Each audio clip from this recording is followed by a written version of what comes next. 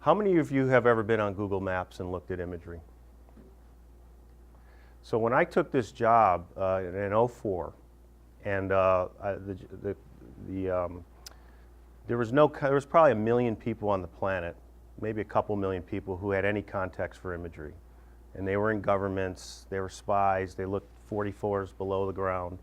And you know, if you guys are younger, but the Cold War era, this notion of spy satellites was a big deal. But there was no commercial application. So when I told my friends that I was going to leave New York City in 2004 when the investment banking business was recovering and go be a CFO of this company in Colorado, and everyone thought I had just gotten married, so they probably thought I lost my mind.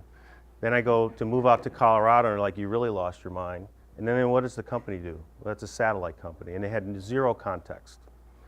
And I was all excited about it just because of my history. I have some relatives that work in the Defense Department. I've always been interested in this stuff. 8 months after I joined, Google Maps launched this application, and people were calling, this is the coolest thing I've ever seen. So now there's billions of people in the world who every day are using imagery in one form or another, and I'll talk a little bit about that. So it's pretty cool what we've been able to do with this company, and we're just getting started. This picture, which is a crappy view on this screen, the real view is much crisper. But what this represents is we've all become pretty familiar with nuclear power plants and what can happen with them in an earthquake or in a tsunami. This is the Fukushima power plant. I'm not sure if this is the day it started to melt down or just after it started to melt down. And this is a good example of what our company is all about. We own satellites. I'll talk a little bit about that in a second. But we're really helping people understand about the world that's changing. And we sell that to various customers who need to understand that change. And we can do it real time because we have multiple satellites, so we're mapping the world 5 to 6 times a year today, going to 7 to 8 times in a couple years. And we can then, with our infrastructure on the ground, cloud distribution and other forms, we're able to get that information to people near real time so that they can save lives. This is a great example. On this, I'm not sure if this was the particular day, but we actually imaged this plant about 30 seconds before it blew up. And then we imaged the plant about 30 seconds after it blew up with another satellite. We were able to get that information to the Japanese military and other agency officials within, an hour or so, and they were able to use that to help with rescue and recovery efforts to figure out who's still there, what are the routes that are not damaged, and how are we going to get people in and out. So it's a great example of us sort of leveraging our capabilities to make the world a better place. We say our purpose is to help our customers see a better world. And we're the leading provider of this. So in addition to what you do on Google Maps or other applications, we're playing with a lot of people to help them save lives, resources, and time. And again, our vision, and this is the recent flood, and again, I apologize, these never work out on these screens, but this is the recent flood. We give this information to agencies to help with how we're going to feed people. When you got a mass catastrophe like this, simple things like I can't drive a relief truck in. The same thing happened in Haiti. Our imagery a year and a half ago, we were giving to the relief workers, and they saw that there was hundreds of thousands of people, conglomerating in areas, and they had to go where the people were.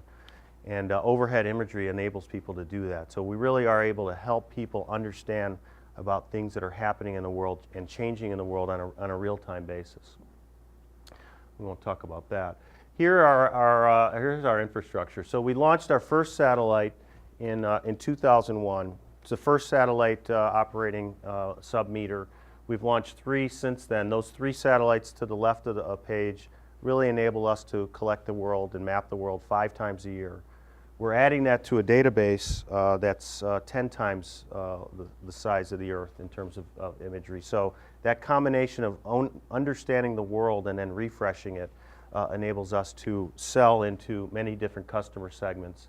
And I'll just do a little simulation so you can see here how the satellite goes over the Earth, and you can see how we take pictures.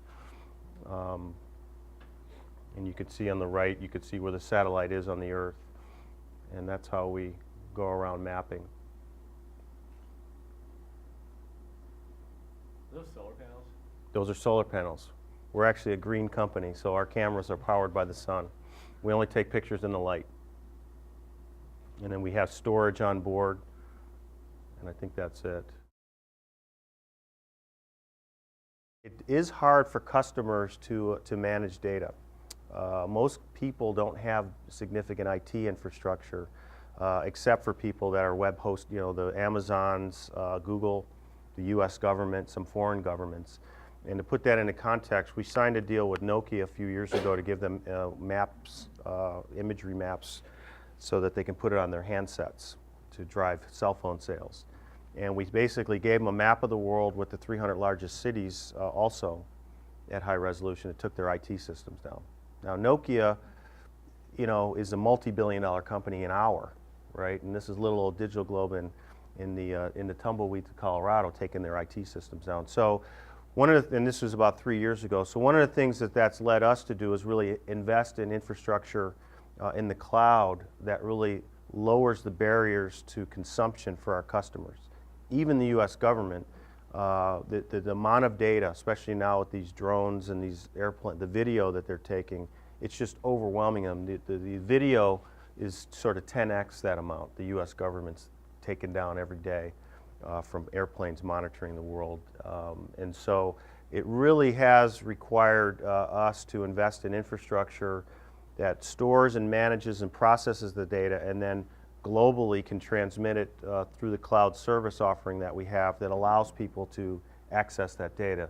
It's particularly useful in the application you saw earlier with the Japanese, the earthquake or the Thai flood, because relief workers, people are mobile today. You got mobile devices, a lot of connectivity. And to the extent people can get a wireless signal, they now have access to petabytes of imagery, which is enormously powerful for productivity across the enterprise. And so, a lot of people focus on our satellites. The reality is that this is all about data management and information products and getting that information to customers to make it useful. So it's very similar to everybody's issue. The problem is that the depth and the size of the imagery is very big. Who are you partnering with now for your cloud computing? You guys own that service now? We have some infrastructure, and then there's a company called Internap, we have a couple nodes throughout the world that they provide the infrastructure. And it's interesting, again, we went to Amazon first just because it's a name brand, et cetera, and they may be now, but 3 years ago they weren't oriented towards deep metadata like we have. So we take a couple thousand pictures a day. Each of them is about a gigabyte. So if you think about your iPhone picture, that's 500 bits. This is like a billion times or a billion times more than that, and we're doing that a lot. So it's pretty data intensive. What's the challenge for the business in terms of supply side and the distribution side to those two different systems? In what way? In terms of what they expect in terms of quality versus Great question. So accuracy versus Great question. The age of it, Right. And then as well, so I would expect the same to push the imagery to one government agency that distributed across, through cell phones or smartphones. Yeah, that's a great question. So there is a difference. I remember when we redid the Google deal. It's a great story about how people look at themselves. But so the government's saving lives. They got to have the best resolution, the best accuracy. They're not looking at, although they have very cool handhelds that look at the imagery that can still keep all the resolution. But most of you aren't going to pay $10,000 for or whatever it costs for those. So we give them the best, and they're paying for it. Google, they're more worried about having coverage, as is Nokia or any of these consumer guys. That's why I get a lot of times people call me and say, I went on a Google site and the mall that's down the street from me is not on the image. Why is that? And they associate that with, well, we don't have the archive. Well, the reason is Google is refreshing on a 4 to 5 year cycle. They just want coverage. They just want someone who clicks on something, and if they happen to say, oh, I'll look at the satellite view, to be something there. They know that it's a compressed image, and it has to be compressed, because if not, you wouldn't get the performance in terms of the, like I mentioned, one scene is 1 gigabyte. You want a whole look at New Hampshire and be searching around for the bed and breakfast. You wouldn't have that performance on even a desktop with a wired connection. So we do differentiate the capability so that in the cloud services offering sort of manage that as well. You send different imagery to people who care less about it. They just care about the performance, and they just want some, we call them contextual users. So you really don't care about whether it's 16 inches of resolution or any of those attributes. You don't care if it's 10 feet of accuracy or 50 feet. You're just looking at a picture. U.S. government cares a lot about that, or some of our other customers. And so we do differentiate that way. Are they okay with you selling imagery of China to the U.S.? Yeah, it's fascinating when it's a lot of cool stuff you see in the world you don't even think about. So Google Maps comes up. And Google's a pretty big company in summer of '05. They had gone public the year before, sexiest thing around, stocks 900 gazillion, whatever. So they launched this service. They didn't even have a DC office, and so they started getting calls. The Koreans call them. What the hell are you doing putting my palace on? The Australians call them. So we actually were the conduit with them. They have a big DC office now. As you can see, they're fighting lawsuits all the time from the government. But, the Chinese were not happy. There's a submarine that the Chinese have been working on for, I don't know, 15 or 20 years. Nobody had a picture of this thing. Publicly. Nothing had been leaked. It's on Google Maps.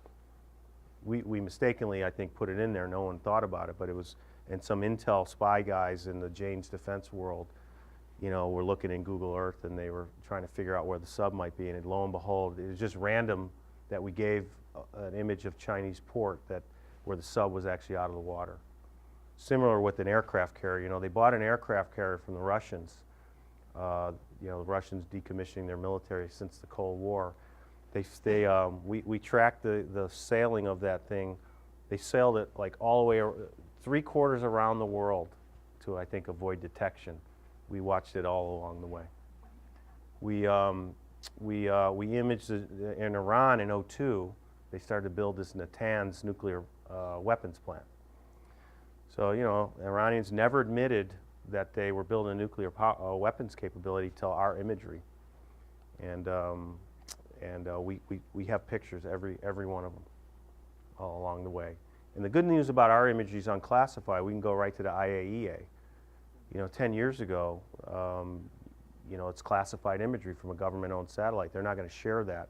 They might call the British Prime Minister, or maybe call the Japanese Prime Minister, who we share a lot of, the Canadians. We share a lot of classified information with those governments. And they might have then, okay, let's get in the room and try to influence people.